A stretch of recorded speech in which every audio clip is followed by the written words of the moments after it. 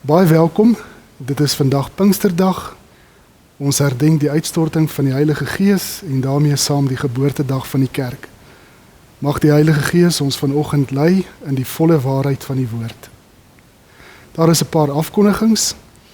Ons dink nog steeds aan Rolien Roslee wat herstel na 'n beroerte. Sy is in rehab by Eugene Marais. Baie sterkte aan haar en haar mense vir die herstelpad.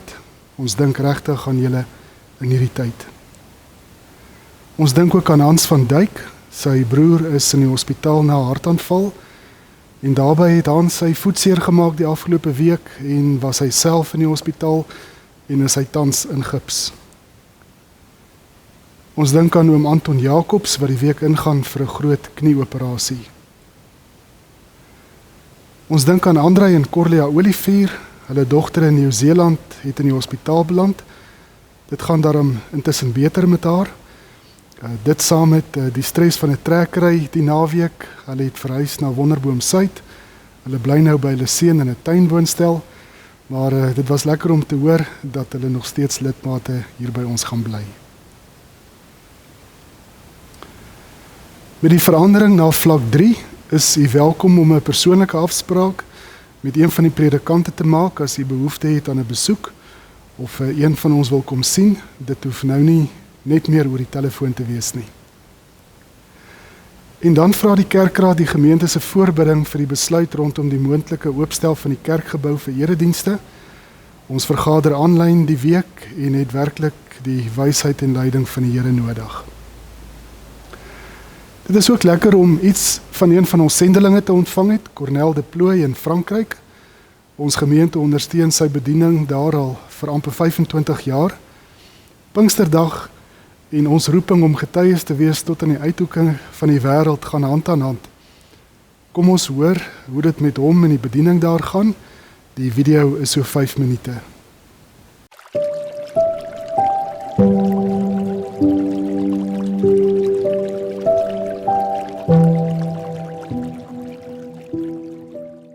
Goeiedag aan almal hier vanuit Frankryk.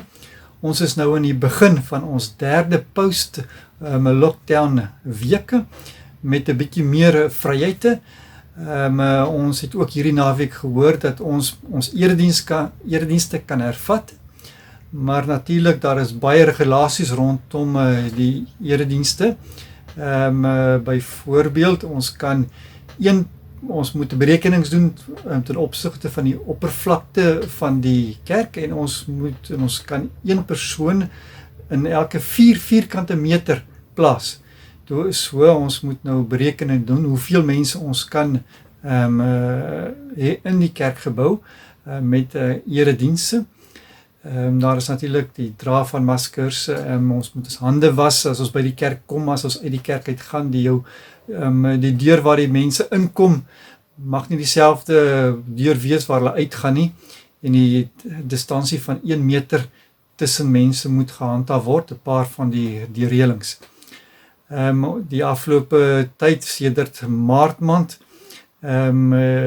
die kontak probeer hou, soos wat julle ook maar doen, met telefoon met mense, ook veral die ouer mense, het bel ons gereeld, en die positiewe daarvan is, dat almal speel die spel, al die gemeentelede, hulle bel die een die ander, so dit is iets positiefs, dat hierdie gebellery tussen die gemeentelede is goed gevolg. Ek stuur ook 1 keer 'n week in die begin van die week, die maandagooggend 'n kort WhatsApp boodskapie, wat 3-4 minute lank duur. Vir Woensdag het ek 'n klein oordenking wat bietjie langer is, wat ek opneem en aanstuur met WhatsApp en ook met e-posse. Daar is ook 'n Bybelstudie wat ek voorberei, wat so 20 minute lank duur. Ons is besig om kom aan die einde van ons studie van die Handelinge, die boek van Handelinge. En dan het ons ook donderdag aande Zoom Bybelstudie, wat nie deur my gelei word nie, maar deur een van ons gemeentelede, wat ook professor in Nuwe Testament is by die Teologiese Fakulteite, wat dit vir ons doen.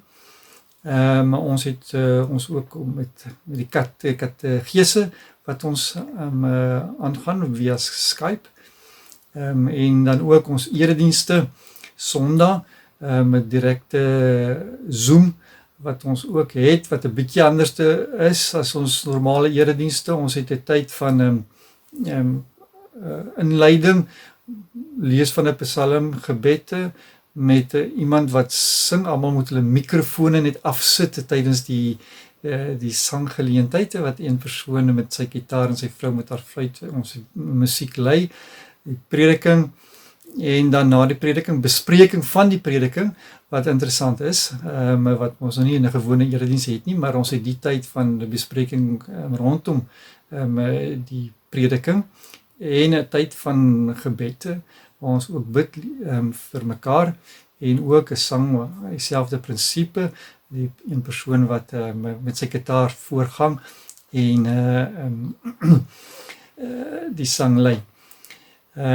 Soos dit met julle ook is die finansiële sy natuurlik baie moeilik. Die afgelope 2 maande het ons seker maklik 35% minder inkomste gehad, as wat ons nodig het vir ons begroting. So dit is nogal 'n gebedsversoeke met die somervakansie wat in Julie maand begin, wat gewoonlik ook nie 'n baie goeie maande is, die Julie Augustus nie. Maar ons glo dat die Here ook vir ons sal sorg in hierdie tyd. Julle kan ook bid vir ons gesinne, ons oudste dogter, wat vir 5, amper 6 maande in die hospitaal was, het daar uitgekom, maar sy het nog elke dag wat sy hospitaal toe gaan, die aande kan sy nou hier so bly met dit. Gaan 'n bietjie beter, maar hou aan om ook vir ons te bid. Baie dankie vir julle ondersteuning. En ons bid ook vir julle en ook die situasies in Suid-Afrika. Ons hoor dit is nie altyd so maklik nie. God se seën.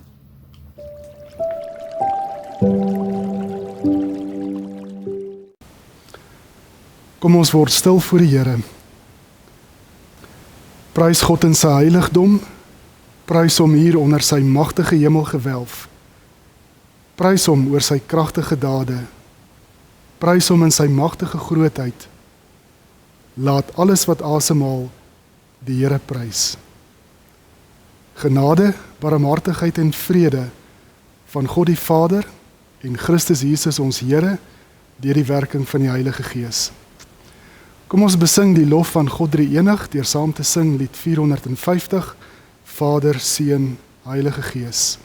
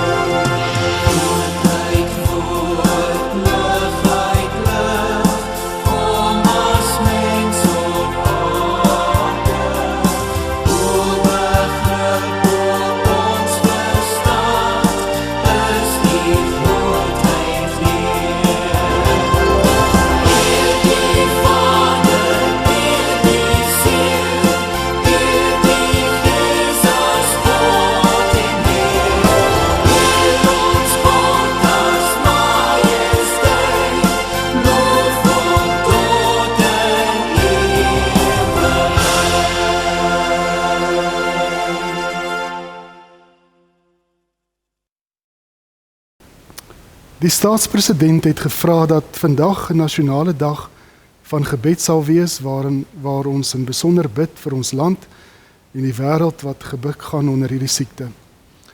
Ons het die volgende gebedsriglyne van die sinode ontvang en ek wil graag 'n minuut of wat stilte gee waarin ons hierdie sake voor die Here kan bring. persone wat deur die virus geïnfekteer is, families wat geliefdes aan die dood afgestaan het, persone wat in die voorste linie is om siek mense te versorg, persone wat in die voorste linie is om die verspreiding van die virus te beperk, die president en regeringsamptenare wat belangrike besluite moet neem, navorsers wat 'n kuur en enstof ontwikkel vir die bevegting van die virus, die land en sy mense wat op ekonomiese en maatskaplike gebied op wye front uitgedaag word, kerke, kerkleiers en gemeenteleiers wat moeilike besluite moet neem. Daar is tyd vir stilgebed, daarna sing ons Kom o Skeppergees.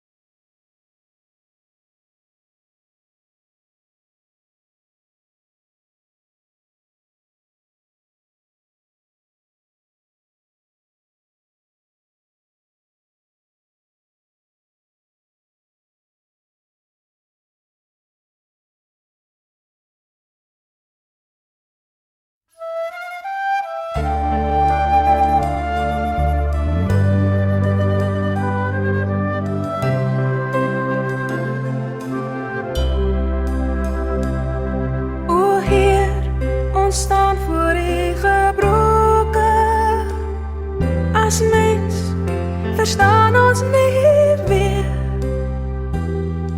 maar U stuur vir ons 'n leidsman trouw. Hy lei ons na U.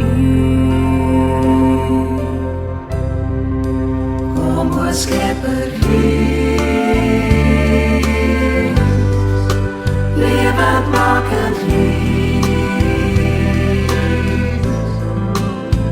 Met al die volheid, kom met al die kracht, lei my in die waarheid, leer my van die ziel, wees U ook my trooster.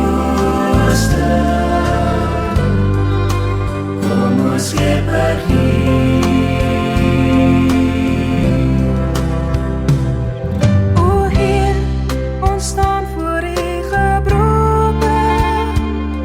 As mens verstaan ons nie meer, maar U stuur vir ons 'n leidsman trouw. Hy lei ons na U.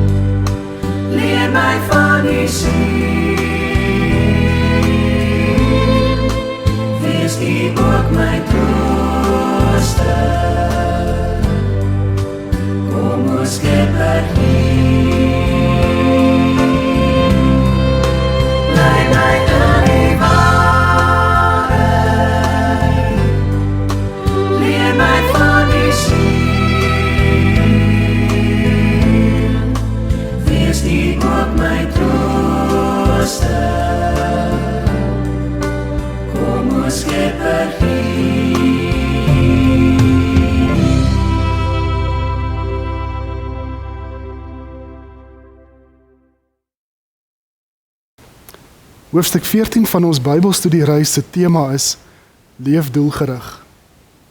Ek leef doelgerig in die sin dat ek nie toelaat dat enigiets my fokus van die Here af laat verskuif nie.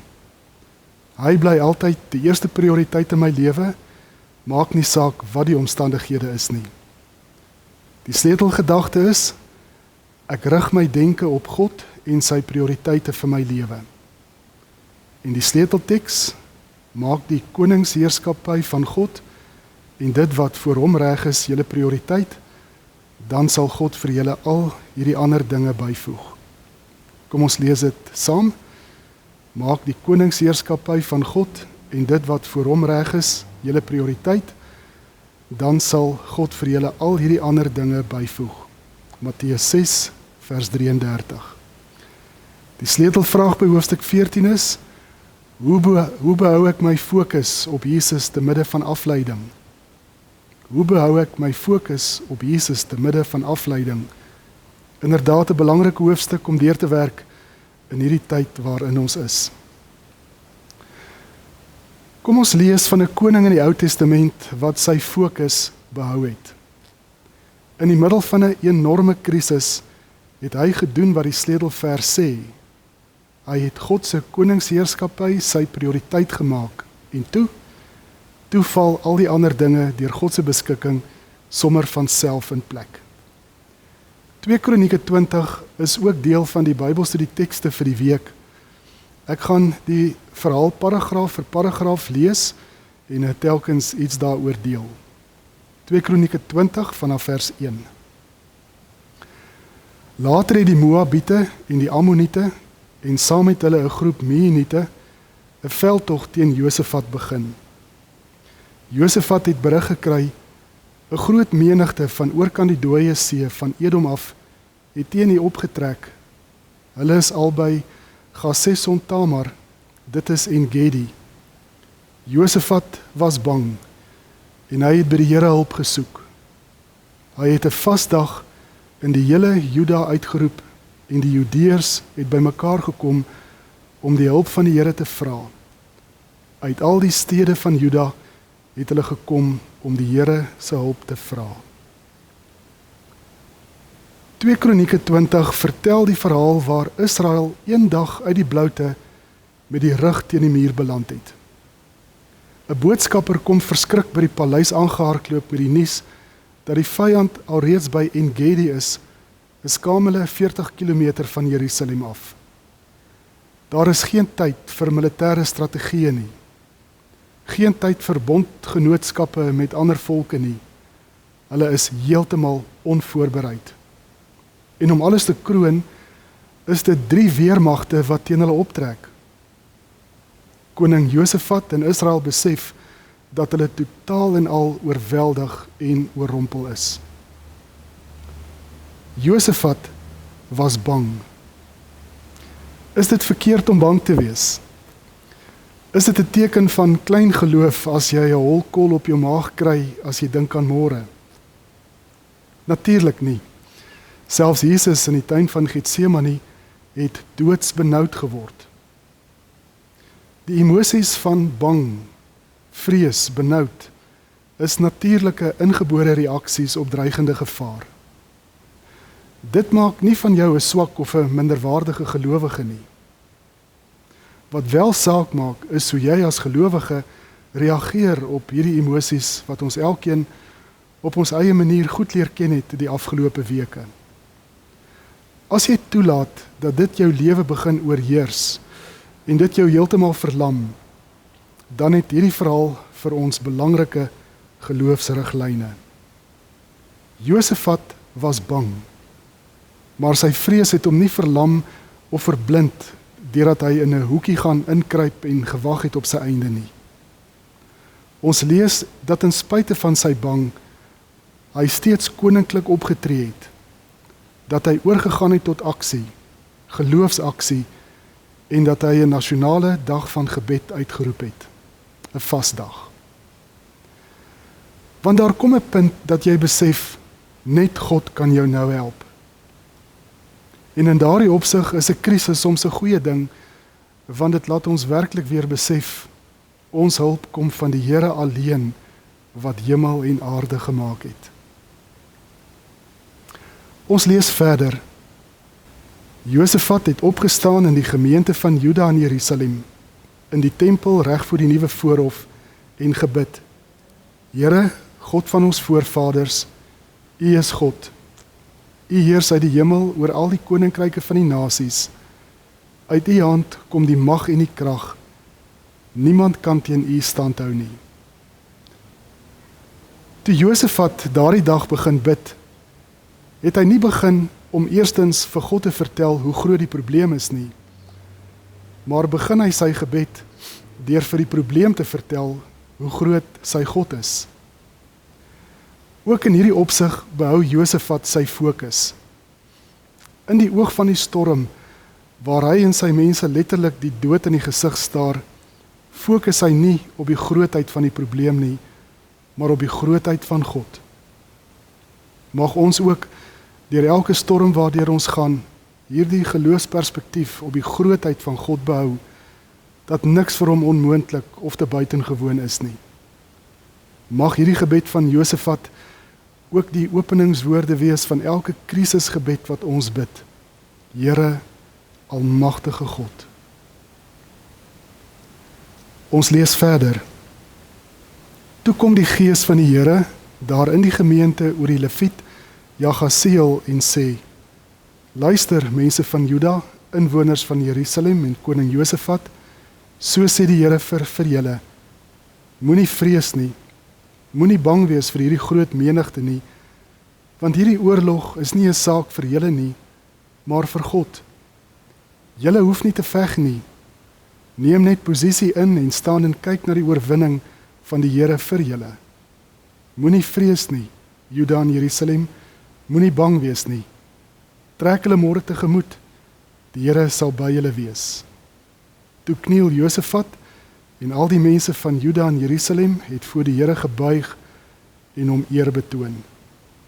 Daarna het die Lewiete van die Kehat en die Korah groepe opgestaan en die Here, die God van Israel, uit volle bors geprys. Nadat koning Josafat gebid het, kom die gees van die Here oor 'n Lewiet en hy bring vir hulle die heerlike gerusstelling. Hulle hoef vir niks bang te wees nie. Hierdie oorlog is nie hulle oorlog nie, maar is 'n saak vir God.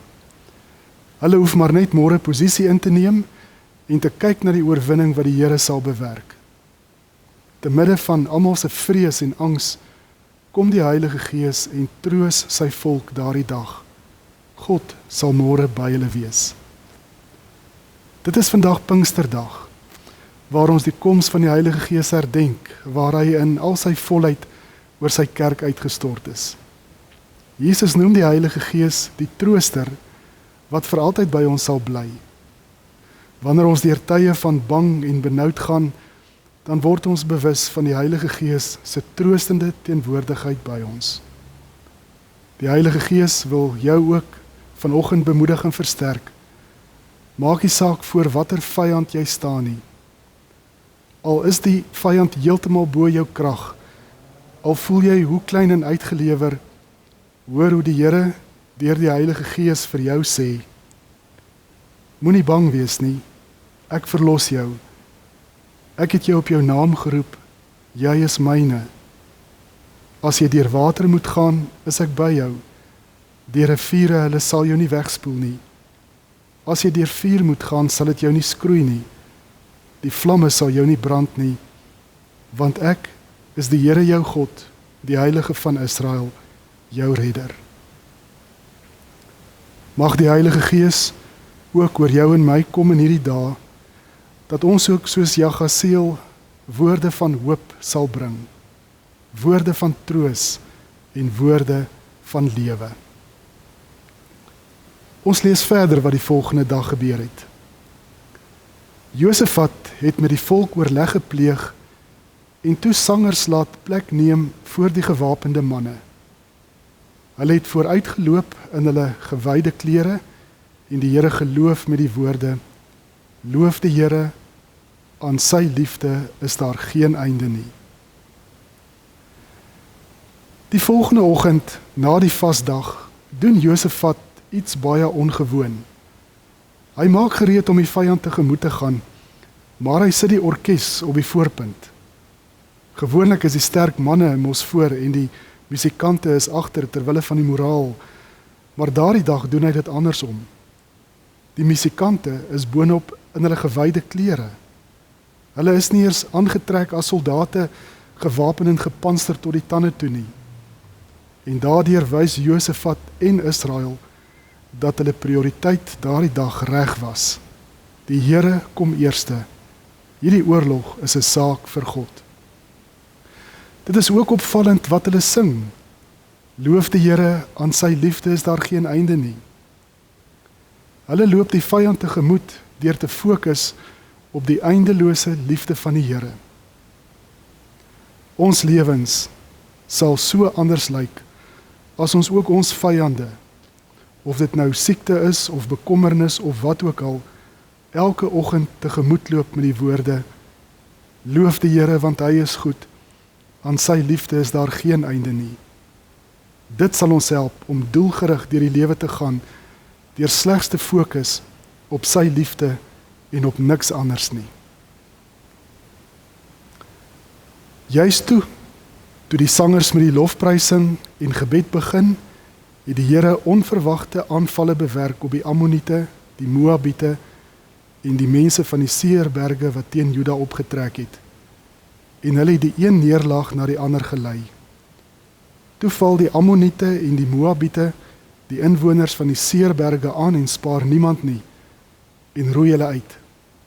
En toe hulle klaar was met die inwoners van Seir, het hulle mekaar begin uitdelg. Toe die Judeërs by die uitkykpos teenoor die woestyn kom en na die magtige vyand soek, lê daar net lyke op die grond. Daar was nie een oorlewende nie. Josafat en sy manskappe het die byt bymekaar kom maak en 'n groot hoeveelheid gekry. Persoonlike besittings aan die lyke en allerlei kosbare goed. Hulle het soveel gekry dat hulle dit nie kon dra nie. 3 dae lank was hulle besig om die byt bymekaar te maak, soveel was dit. Wat 'n verrassende afloop van die verhaal. Toe die 3 weermagte uiteindelik saam stelling inneem, toe gryp hulle skielik mekaar, want hulle het waarskynlik nog onderlinge striwelinge gehad wat tussen hulle nog nie uitgesorteer was nie. Wat 'n verrassing was dit nie toe Israel oor die heuwel kom, en daar waar hulle 'n magtige vyand verwag, lê daar net lyke. In hierdie opsig kan soveel van ons getuig dat dit 'n opwindende voorreg is om 'n kind van die Here te wees. Om al jou probleme en bekommernisse aan hom oor te gee, al jou sorge op hom te werp en te sê: Here, hierdie is u geveg. U vra net dat ek gelowig stelling inneem en kyk na die oorwinning wat u bewerk. Here, ek weet nie hoe u dit gaan doen nie, maar een ding weet ek, u is getrou, u sal hierdie vyand uitsorteer. Ek hoef u net te loof en te prys vir u liefde, omdat dit werklik sonder einde is. Die verrassende maniere hoe die Here voorsien. Hans laat weet iemand het die afgelope week anoniem R33,000 in die gemeente se rekening inbetaal om te help met die tekort op die begroting. Iemand anders laat weet dat as die kerkgebou weer oopgemaak word, hy bereid is om te help met die koste van die sanitasiemiddele. Mense wat elke week uit die bloute aanmeld om sop of kos te maak. Vir die afgelope weke kon ons nog elke week saam met die vars brood wat ons ontvang, ook sop aflewer by die meer as 30 gesinne hier in die omgewing wat deur 'n moeilike tyd gaan. Die Here sorg inderdaad op verrassende maniere vir sy kinders. Matteus 6 vers 33 is waar. Maak die koningsheerskappy van God en dit wat voor hom reg is, julle prioriteit, dan sal God vir julle al hierdie ander dinge byvoeg. Die verhaal eindig by vers 26. Op die 4de dag het hulle 'n samekoms gehou in die Lofdal. Hulle het die Here daar geloof, daarom noem hulle die plek tot vandag toe Lofdal. Die verhaal begin met lofprysing. Hulle stap die vyand doelgerig tegemoet met lofprysing. Hulle sluit af in lof en aanbidding. Voel jy soms soos 'n koning Josafat, rig teen die muur, oorweldig, die berg voor jou is net te groot, dinge is net te veel. Moenie dat bekommernis jou verlam en jou fokus laat skuif van die Here af nie. Loof hom doelgerig, al weet jy nie wat môre wag nie. Loof hom as jy die vyande in jou lewe tegemoet gaan.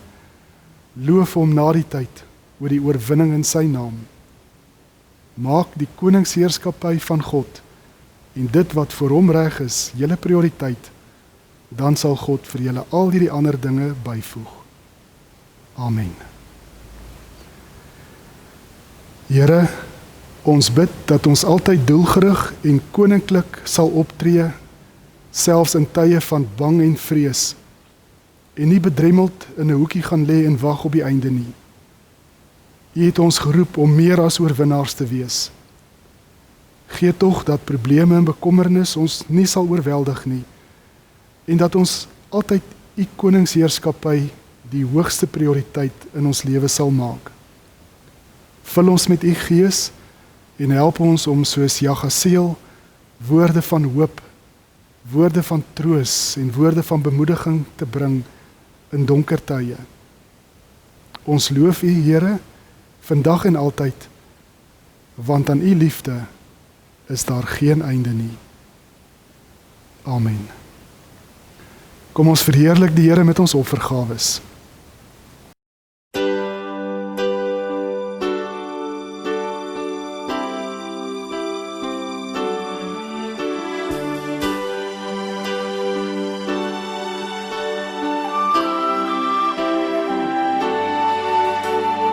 God will make a way where there seems to be no way. He works in ways we cannot see. He will make a way for me. He will be my guide. Hold me closely to his side. With love and strength for each new day, he will make a way. He will make a way. Oh, God will make a way where there seems to be no way. He works in ways we cannot see. He will make a way for me. He will be my guide. Hold me closely to his side. With love and strength for each new day, he will make a way. He will make a way. By a roadway in the wilderness, he'll lead me. Rivers in the desert will I see. Heaven and earth will fade, but his word will still remain. And he will do something new today. Oh, God will make a way where there seems to be no way. He works in ways we cannot see. He will make a way for me. He will be my guide. Hold me closely to his side. With love and strength for each new day, he will make a way. He will make a way. Kom ons sing ten slotte, bly volhard soos atlete, met ander woorde leef doelgerig, moenie moed opgee nie, en veral vers 3, hou die oë op Jesus, moet nooit toelaat dat iets jou fokus ooit van hom af wegneem nie.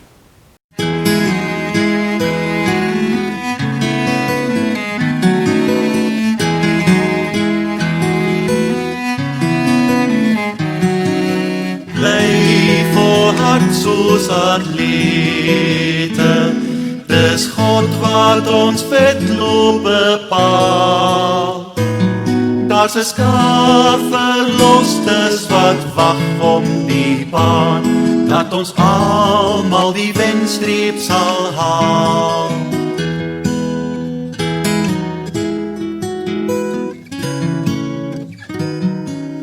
Elke las moet ons afgooi, die sonde wat maklik verstrik, dat ons God se pad met volharding kan loop, dis die pad na die ware geluk. Hou die oë op Jesus, ons vriend, ons verlosser, ons hoop. Vir die vreugd daarna het hy smarte verdra, hy begin en versterk ons geloof. Bly volhard soos atlete, dis God wat ons wedloop bepaal. Daar's 'n skaar verlosters wat wag om die baan, dat ons almal die wenstreep sal haal.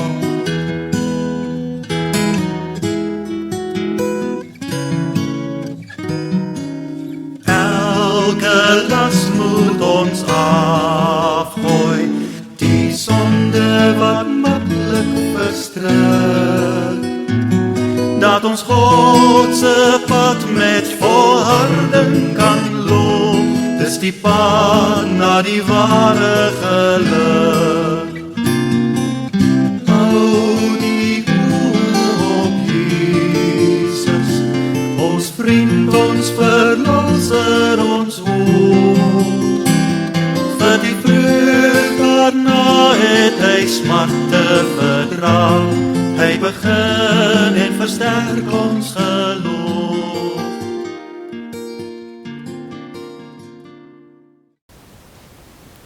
Ons bid om die seën van die Here. Mag die genade van ons Here Jesus Christus en die liefde van God en die gemeenskap van die Heilige Gees by elkeen van julle wees.